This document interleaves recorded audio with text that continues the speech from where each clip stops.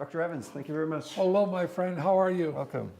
Very good and very excited for President Trump as the next president. Once again, should the state of Israel be excited about this term? They are, and they should be. The greatest president in history for the state of Israel. There are concerns now that the new hostage deal has been signed that perhaps it could have been reached with better conditions. The question is, who are you at war with? Hamas is an ideology. You can't kill an ideology with a bullet. In order for you to finish the job, you've got to deal with the head of the snake, Iran. But Donald Trump's your partner. He's going to help you. Here's how he's going to help you. Number one, the agreement, if it's broken in phase 2, Donald Trump will give the state of Israel the authorization to finish the job with a heavy fist, with no restraints from the United States, A. B, if you succeed with the agreement, Donald Trump will let every country know, such as Qatar, if you do any funding to Hamas, we'll put sanctions on you. You'll have hell to pay. Donald Trump will set up a trust with not the Palestinians having their hands on the trust. It'll have a firewall outside of it. I think you're going to have a Muslim coalition that it's going to include Egypt, include Saudi Arabia, in Gaza.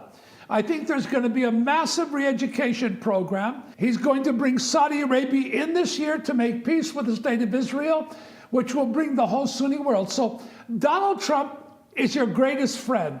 President Trump prides himself as someone who will not start new wars, but end wars.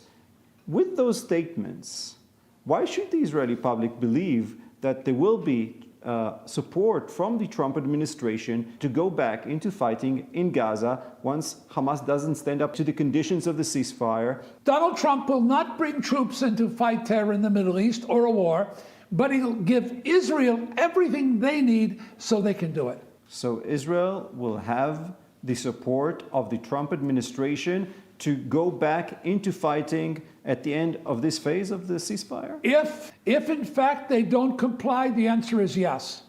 He'll give them, there'll be no sanctions on Israel. You'll get everything you need and more. So when Steve Witkoff met with Prime Minister Netanyahu 2 weeks ago and gently persuaded him to go for this deal as it is, were there any other guarantees given to Israel when signing this? In my opinion, he did.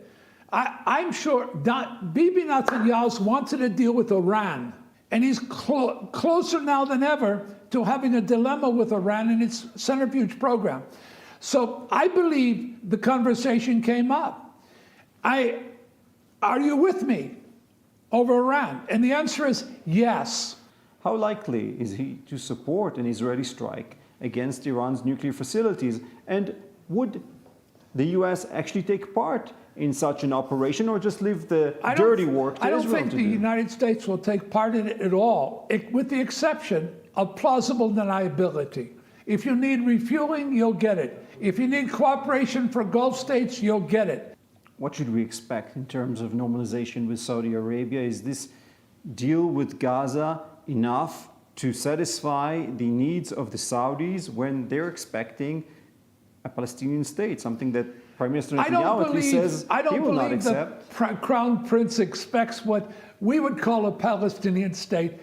He told me in a meeting, they wasted my money.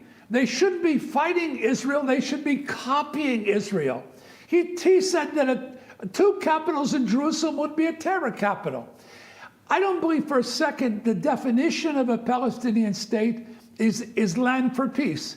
I believe in the mind of the Prime Minister of Saudi Arabia, it's peace for peace. I believe there'll be sovereignty for Judea and Samaria. Mike Huckabee supports it. He was chosen to be ambassador. I believe Donald Trump will do it. And I think they'll give the Palestinians an opportunity for autonomy. This is going to take time.